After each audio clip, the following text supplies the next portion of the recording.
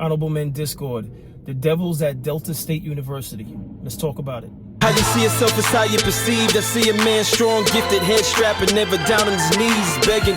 Gotta make a way, even in my darkest hour. Say the odds against me was new. I would never cower. As always, welcome back to another episode. If you haven't already, hit the like button, hit the subscribe button. By all means, if you have an opinion or something you'd like to share regarding this episode, let's talk about it in the comment section. Let's get straight to it. So, a student was found on Monday. He was found hanging from a tree. Now, I jotted some things down because I'm just not going to skip over the importance of highlighting the history of Mississippi when it comes to African Americans. But before we get to that, the young student's name was Trey Reed. And apparently he was found by a faculty member somewhere in a courtyard or near a courtyard on campus. And his mother spoke to him on Friday. Now, he was discovered on Monday. His mother spoke to him Friday. It appears she didn't notice anything out of the norm in his tone. If anything, she said he was actually excited to be starting his term with the university. So that was a conversation he had with his mother on Friday, and then faculty found him again on campus on Monday. Now, the chief of the university's security, or the police department for the university, said there was no foul play. There was a press conference, but if you're unfamiliar with this story that is still trending, it's still breaking, take a look at this news report and then we'll talk about it further. Authorities say the body of 21-year-old Dematravion Trey Reed was found hanged from a tree by a faculty member near the pickleball courts. Word spread quickly throughout the Cleveland campus, leaving students and others concerned and worried. Well, because I am a black student, hearing that happened to another black student, it really made me feel, it's make me feel unsafe. I do have to walk to class, and I like to go walk on the track, and it would be happy to know like what happened. Local and state investigators immediately started looking into the incident. DSU Police Chief Michael Peeler says investigators found no evidence of foul play. But pending an investigation, further investigation, and also from the medical examiner's office, we won't have more information until that part has been done. And members of Reed's family are insisting on a thorough investigation. Please do your research on this. Do not let them sweep nothing else under the rug. Enough is enough. University President Daniel Enos says the discovery left him heartbroken as he extended his condolences to Reed's family and friends. He added DSU would help students, faculty, and staff with the grief.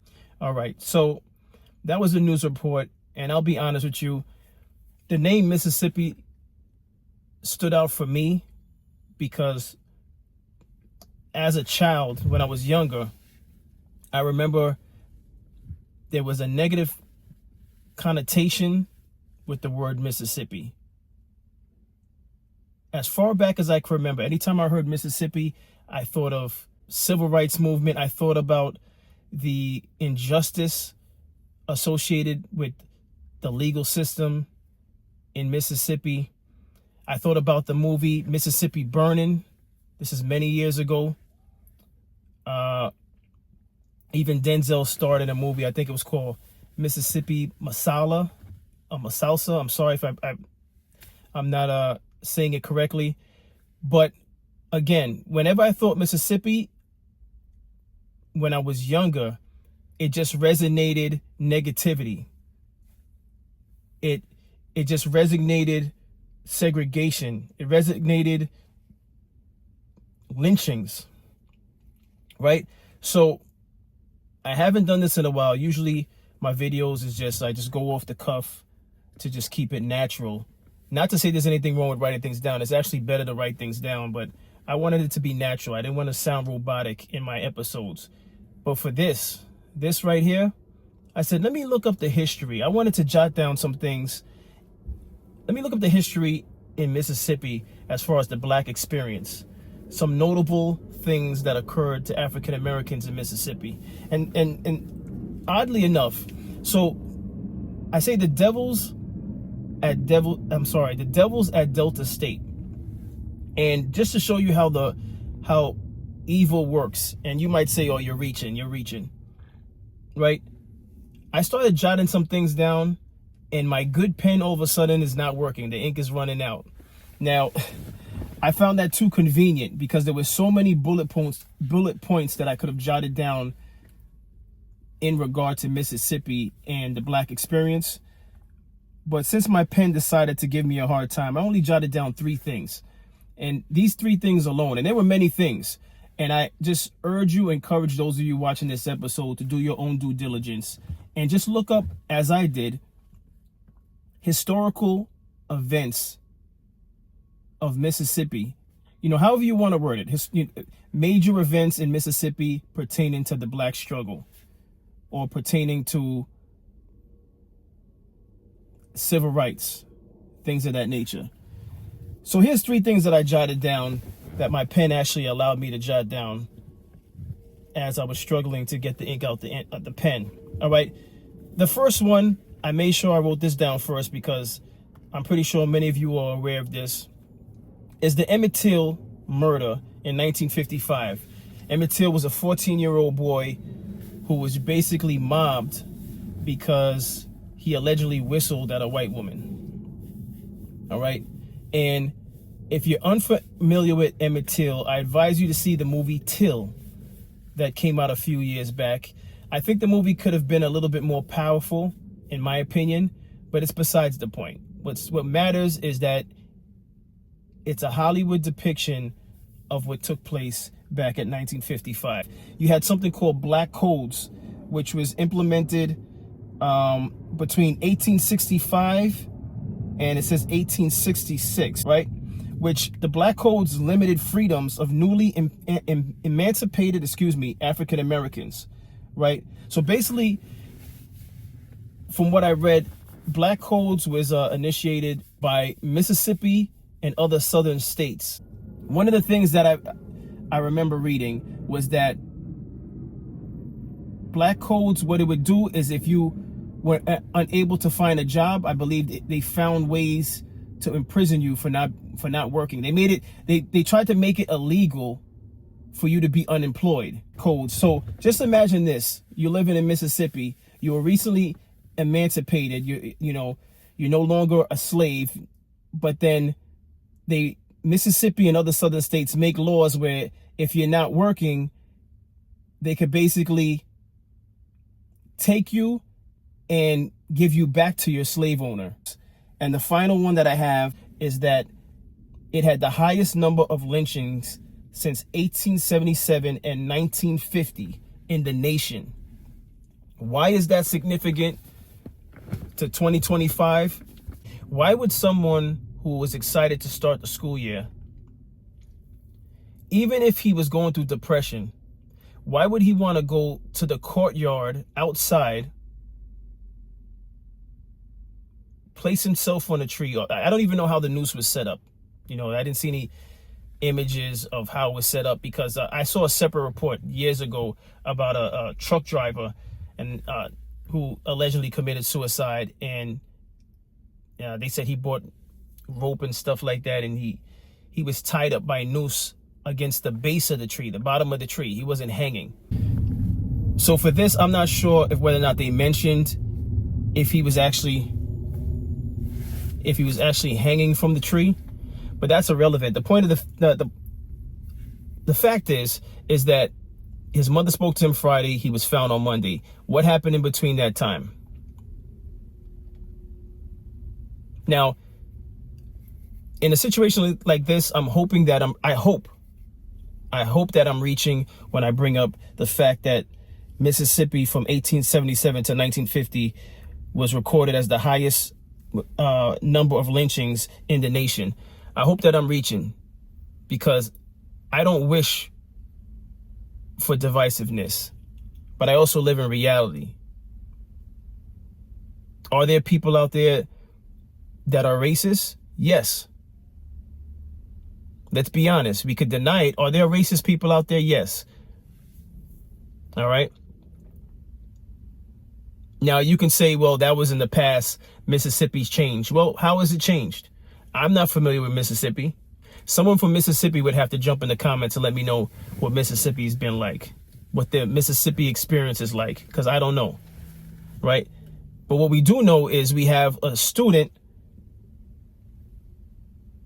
that was found in the courtyard, and we need to make sense of this.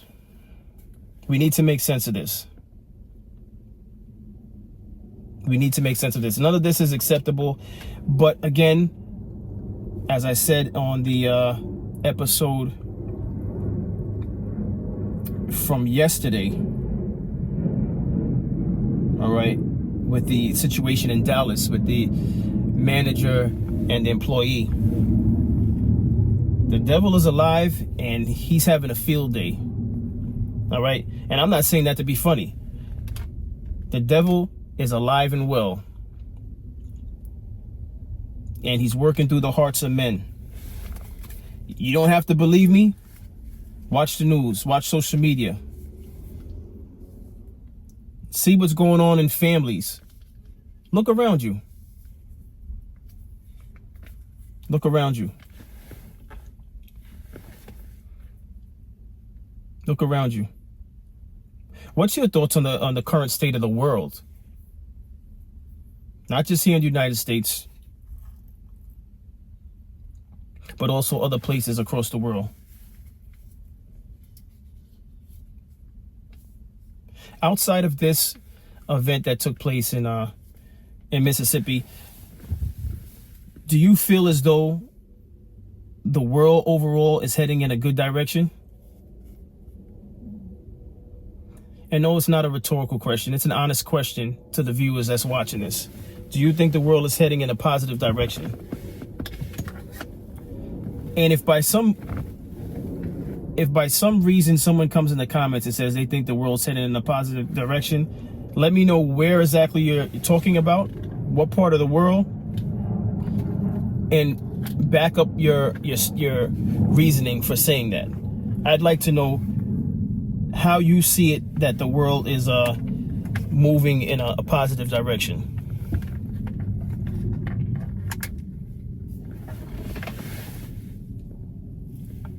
Again, I'm speechless. But I'm not surprised because these events are happening all throughout the world. Some documented, some we know about because of social media, we know about because of news stations, but how many other things like this are happening across the world that may not make it to the news? And I find out about these things, to be honest with you, because I'm doing content now.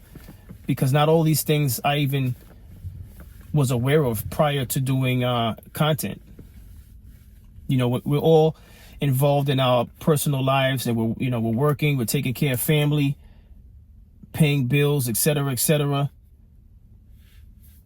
And not all of this information comes across our eyes, but this is crazy. This is crazy to me. This is crazy to me. On campus.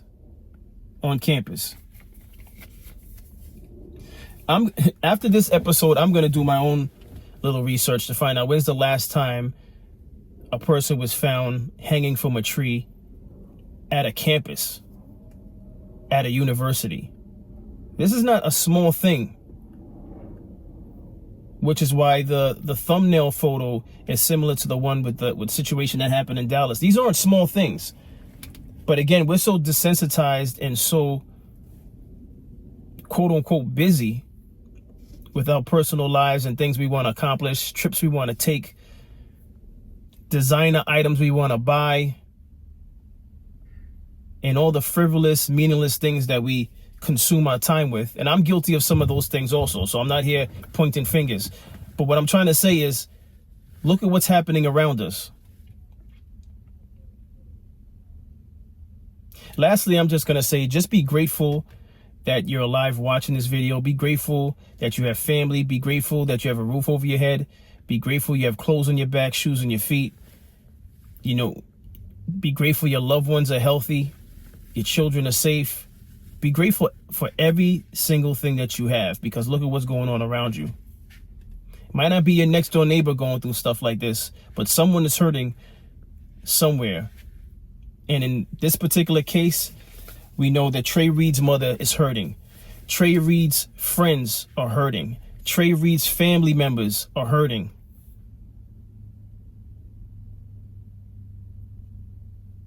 But that's all I have on this episode. I will keep a close watch on this. I may even follow it up with a second video depending on if there's new evidence that comes out. But for now,